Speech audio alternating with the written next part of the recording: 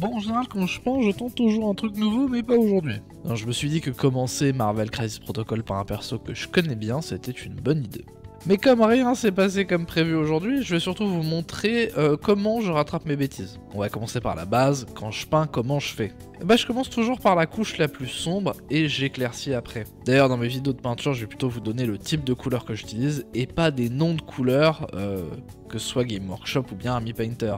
Il y a une raison simple à ça, c'est que Calgar Blue, ça vous donne pas la teinte de bleu, mais ça vous verrouille à acheter une couleur spécifique plutôt que de vous faire confiance. Donc c'est un choix, pas un oubli de ma part. Bref, après une première couche de bleu foncé et de rouge foncé, j'ai rempli les lentilles du costume avec un blanc plutôt beige désaturé.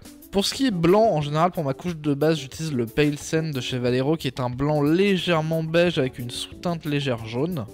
Ça me donne de la marge pour éclaircir le blanc. Mais comme je l'ai dit plus tôt, pas besoin d'acheter cette peinture spécifique, un mélange de blanc et de beige fait le travail parfaitement, ou bien vous pouvez changer la teinte en mélangeant votre blanc avec un gris ou un noir. Bon, la couche de base, c'est pas ce qui me fascine le plus en général, hein. Du coup, je le fais assez vite, et ensuite, du coup, j'ai un petit peu de retouche à faire, mais bon, moi, ça me dérange pas. Et j'aimerais remercier notre sponsor, ma moustache, pour ses magnifiques plans. Bon, les retouches faites, je passe à tout ce qui est noir sur le modèle. Et là, j'ai fait une bêtise. En fait, le costume de Spider-Man, il a plein de rainures qui sont censées être noires. Et comme je suis parti d'un zénithal blanc, tout était blanc en fait. Et j'ai fait la bêtise de wash le modèle avec de la speed paint noire et on dirait un petit peu qu'il est tombé dans un pot de goudron. Mais pourquoi c'est une bêtise du coup ? En fait, au lieu de faire ce qu'on appelle le pin washing, c'est-à-dire un wash uniquement dans les creux, j'en ai mis partout et ça a un petit peu tué la couleur de base que j'avais mis. Bon, vous savez quoi, c'est pas grave. Pendant que le Spider-Man au goudron sèche, je me suis dit qu'on allait faire la base, qui était presque blanche aussi, du coup j'ai dû la repeindre en noir. Je fais ça parce qu'au final, ce sera plus simple de venir à mon résultat final après, que je vais faire en dry brushant des nuances de gris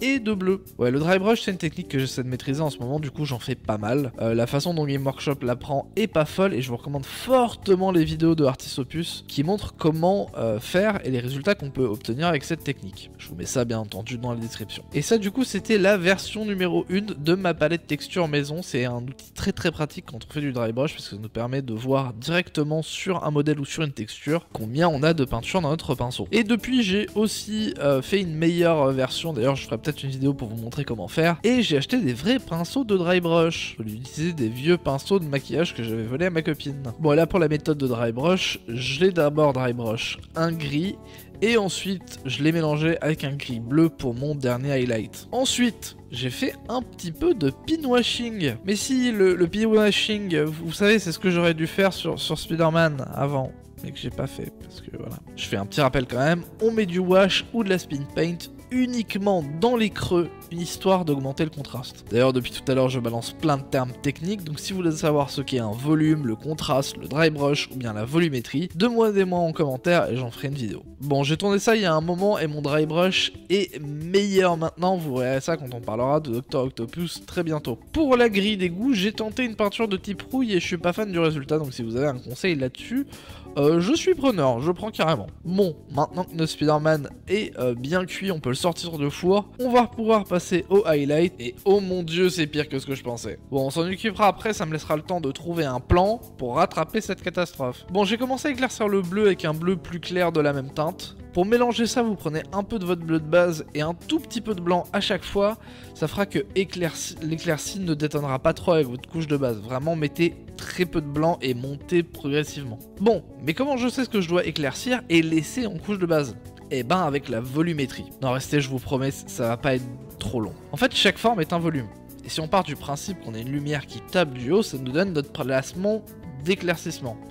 Par exemple, une jambe ou un bras est un cylindre. Sur l'exemple que je vous montre, on voit bien que le haut du cylindre est plus clair que le bas qui est plus foncé. Et ben ça on peut l'appliquer à chaque modèle qu'on peint, même si certaines matières ne réfléchissent pas pareil, le métal par exemple. Mais j'arrête avec la technique pour le moment, mais si ça vous intéresse, comme j'ai dit plus tôt, n'hésitez pas à me demander et je ferai une vidéo entière sur le volumétrique highlighting. Bref, il est temps de rattraper mes bêtises. Mon premier plan, c'était de rattraper chaque case avec mon rouge de base, et comme ça allait me prendre autant de temps que peindre la boîte entière de Crisis Protocol, je me suis résolu à utiliser un dry brush léger sur toutes les parties rouges. Bon, j'ai quand même un petit peu retapé le rouge à la main parce que le résultat était pas fou. Et j'ai pris le temps de tout faire propre, de corriger les erreurs pour pouvoir vous montrer le résultat final. J'espère que ça vous aura plu, n'hésitez pas à vous abonner, à rejoindre le Discord, et je vous laisse avec notre Spider-Man fini. Ciao.